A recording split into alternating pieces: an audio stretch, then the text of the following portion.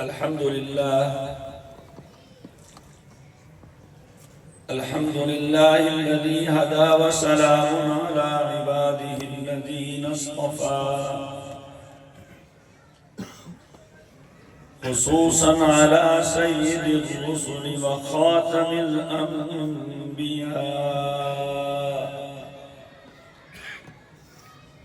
وعلى آله وصحبه الذين هم نجوم الهدى أما بعد فأعوذ بالله من الشيطان الرجيم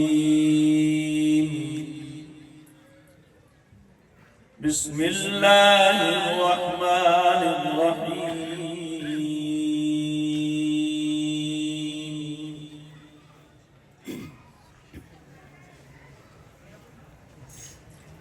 قد جاءكم من الله نور وكتاب مبين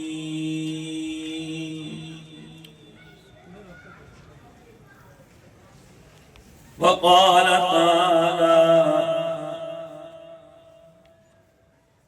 إنا نحن نزلنا الذكر وإنا له لحافظون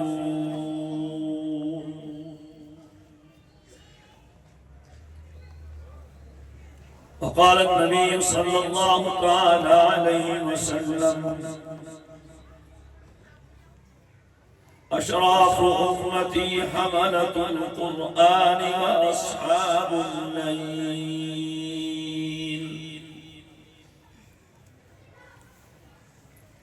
أو كما قال رسول الله صلى الله تعالى عليه وسلم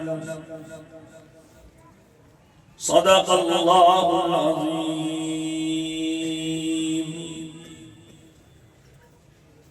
وصدق رسوله النبي الكريم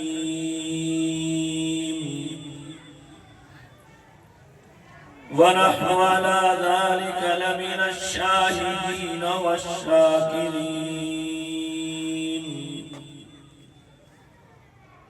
والحمد لله رب العالمين.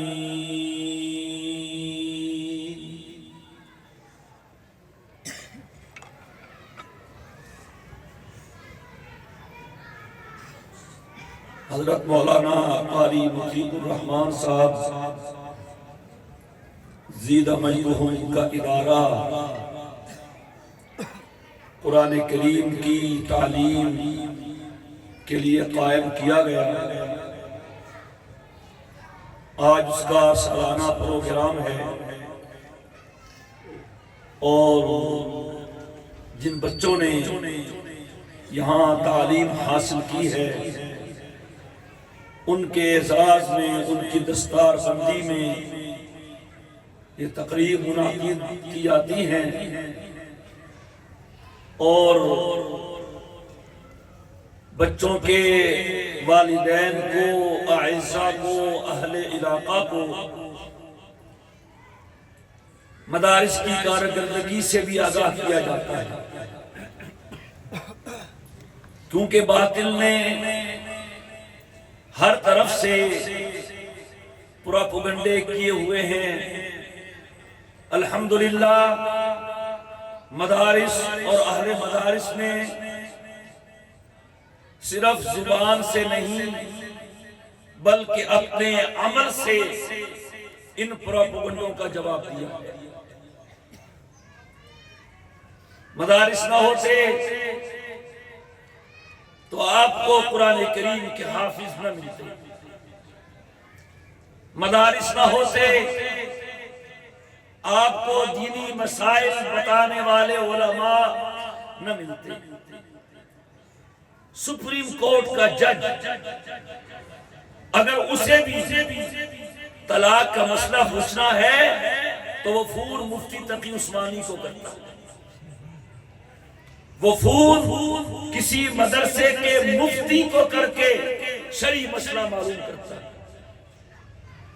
حلال و حرام کے مسائل بتانے کے لیے یہی مدرسے. اگرچہ ان مدارس کو سرکاری سرپرستی حاصل نہیں ہے، فنڈ دستیاب نہیں ہے، راہ ہموار نہیں کی جا رہی، بلکہ راستے میں روڑے اٹکانے کے پروگرام بنائے جا رہے ہیں، اس کے باوجود بھی مدرسہ نہ صرف اپنا وجود باقی رکھے ہوئے ہے بلکہ اپنی کارکردگی میں اضافہ کرتا چلا جا رہا ہے. اور انشاءاللہ روئے زمین پر قیامت کی صبح تک قرآن کریم میں باقی رہنا ہے کہ نہیں رہنا؟ بتائیے، ہاتھ کھڑے کر کے بتائیے. اس کتاب میں باقی رہنا ہے. باقی ساری کتابیں وہ تبدیل ہو گئی، محرف ہو گئی. معنی طاقت یہودیوں کے پاس ہے، طاقت نصارہ کے پاس ہے، اس کے باوجود نہ تورات محفوظ ہے نہ انجیل محفوظ ہے. قرآن کل بھی محفوظ تھا، قرآن آج بھی محفوظ ہے. سنت اللہ یہ ہے، عادت اللہ یہ ہے، اللہ کا طریقہ یہ ہے. اس نے ہر چیز کو اسباب کے ساتھ جوڑا اور اسباب کے پیچھے خود چھپا ہوا ہے اور دیکھتا ہے کہ کس کی نظر اسباب پہ جاتی ہے اور کس کی نظر مسبب الاسباب پہ جاتی ہے. بارش کون برساتا ہے؟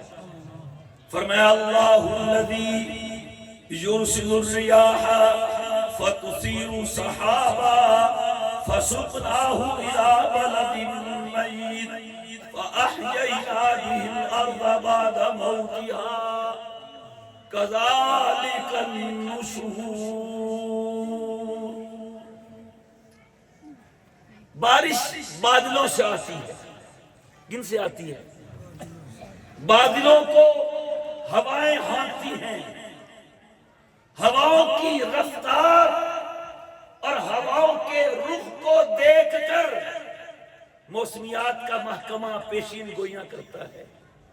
پھر عین وقت پہ ان ہواؤں کی رفتار کو اور ان کے رخوں کو موڑنے والا کون ہے وہ نظر نہیں آتا. ہم یہی سمجھتے ہیں ہوا چلتی ہے، چلاتا کون ہے؟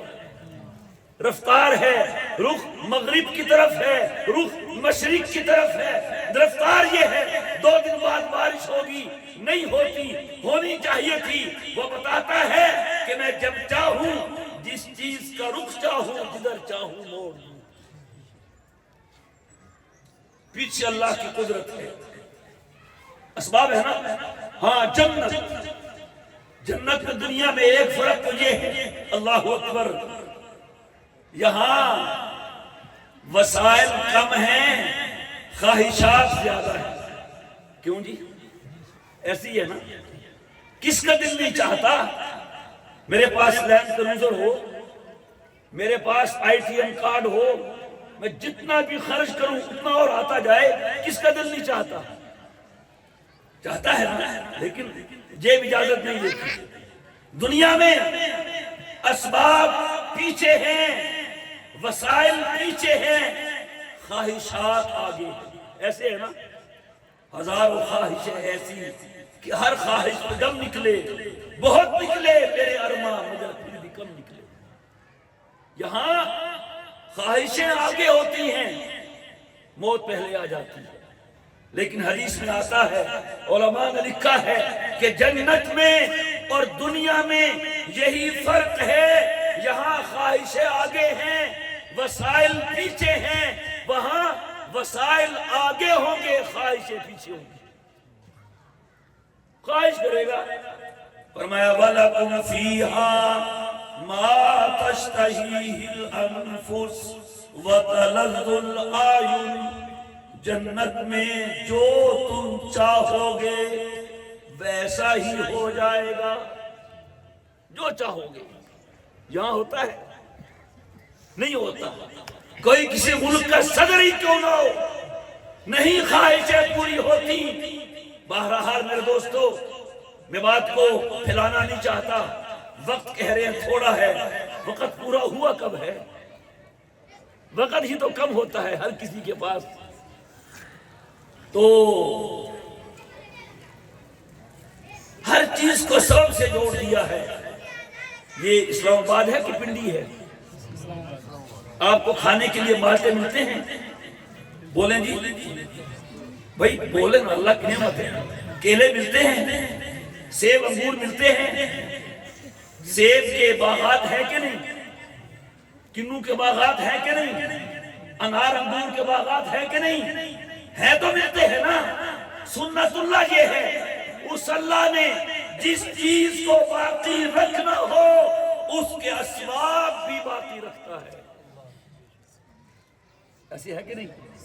اگر وہ چاہے کہ میرے بندوں کو پھل نہ ملے تو پہلا وہ کام کیا کرے گا؟ وہ پھلوں کے باغات کو ختم کر دے گا. جب تک بندوں کو اس نے پھل کھلانے ہیں تو وہ پھلوں کے باغات کی بھی حفاظت کرے گا. کرے گا کہ نہیں کرے گا؟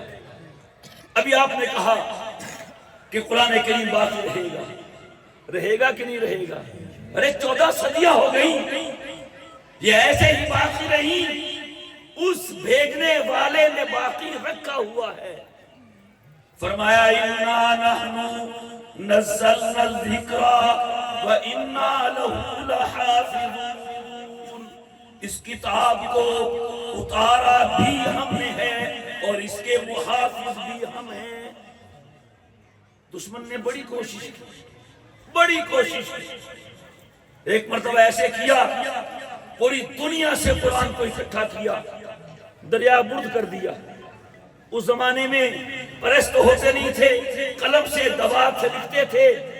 سیاہی پانی میں بہہ جاتی تھی. تاریخ بتاتی ہے 7 دن تک دریا کا پانی کالی سیاہی بن کے بہتا رہا. اور دشمن قرآن نے یہ سمجھ لیا کہ اب ہم نے دنیا سے قرآن کو مٹا دیا. قرآن مٹ گیا تھا، پھر کیوں نہ ہوا ممتاز دنیا بھر کے دینوں میں، وہاں مذہب کتابوں میں، جہاں قرآن سینوں میں. قرآن باقی رہے گا کہ نہیں رہے گا؟ بولو یار. تو پھر اسی عقلی بات کو سمجھیے، قرآن کا باغ مدرسہ ہے. قرآن کا باغ. سیب باقی رہے گا کب تک؟ جب تک سیب کا باغ باقی رہے گا. مالٹا باقی رہے گا کب تک؟ جب تک مالٹے کا باغ باقی رہے گا. انار اور انگور باقی رہے گا کب تک؟ جب تک انار اور انگور کا باغ باقی رہے گا. تو میرے بھائی، اسلام آباد کے میرے دوستو، قرآن کریم قیامت تک باقی رہنا ہے. تو قرآن کریم کے یہ باغیچے، یہ گلشن، یہ ادارے، یہ مدرسے بھی قیامت تک باقی رہیں گے. لوگ کہتے ہیں جی ہمیں قرآن تو چاہیے لیکن قاری نہیں چاہیے، حافظ نہیں چاہیے. جس طرح کہتے ہیں اسلام چاہیے، مولوی نہیں چاہیے.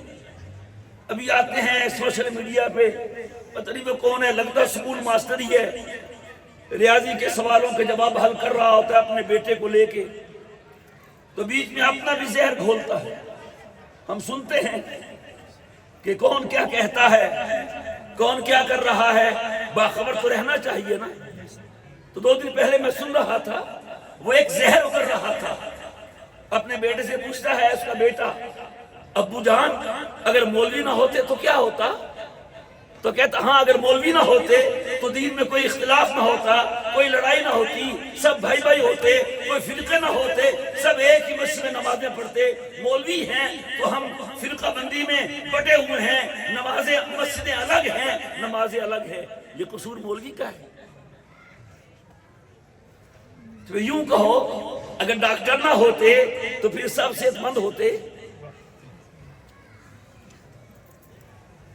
بیچارہ مولوی مفت کا ملا ہوا ہے نا، مفت.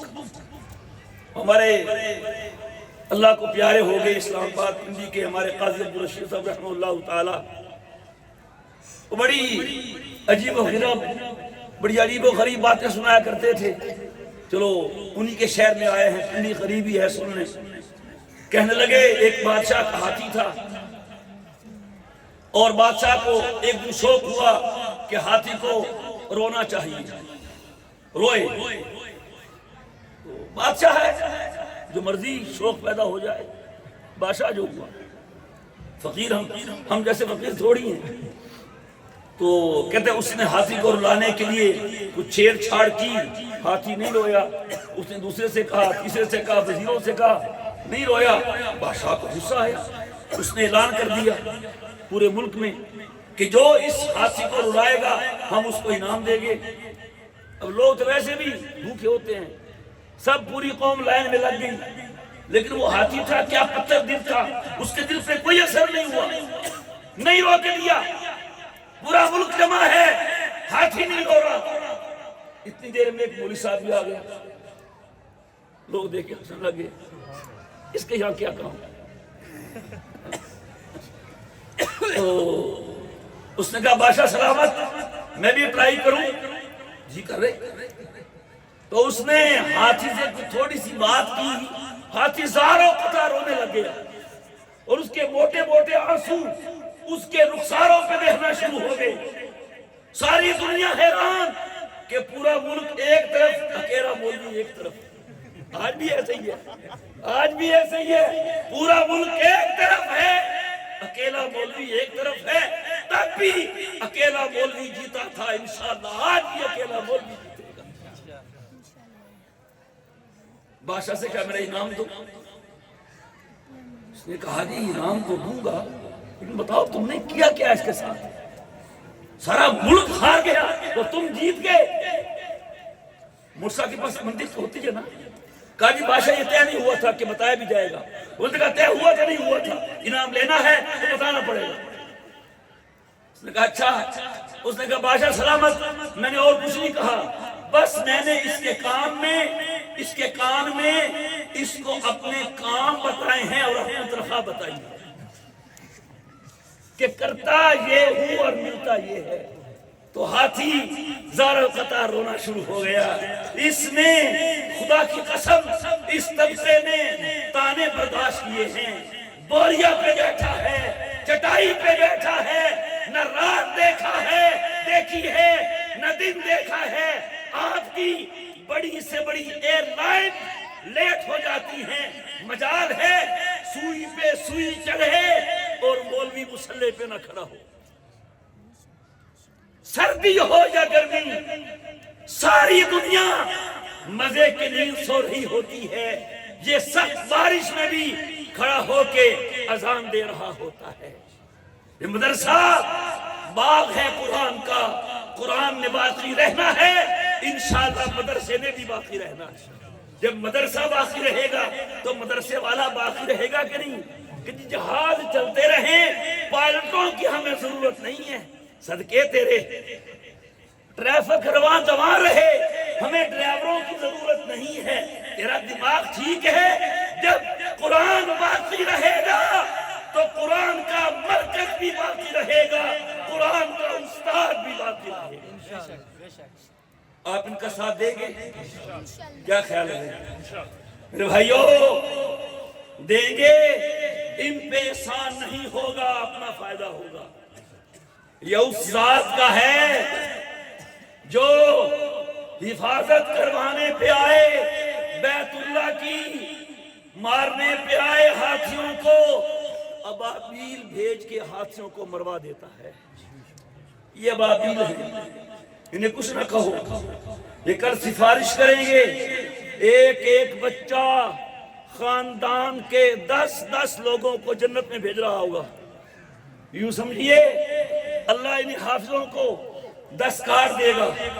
حافظی 10 کارڈ دیے ہیں، نام خود لکھ لو اور خاندان کے جس 10 کو چاہو جنت میں بھیج دو.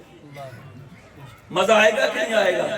اور یہاں مدرسے میں قرآن پڑھا اللہ کہے گا، فرمایا کہے گا اللہ یقال لصاحب القرآن اقرا وارتقی ورتل کما کنت ترتل فی الدنیا. حافظ صاحب قرآن پڑھو. اللہ اکبر. قرآن پڑھو. دیکھ کیا رہے ہو؟ اقرا ورتقی ورتل.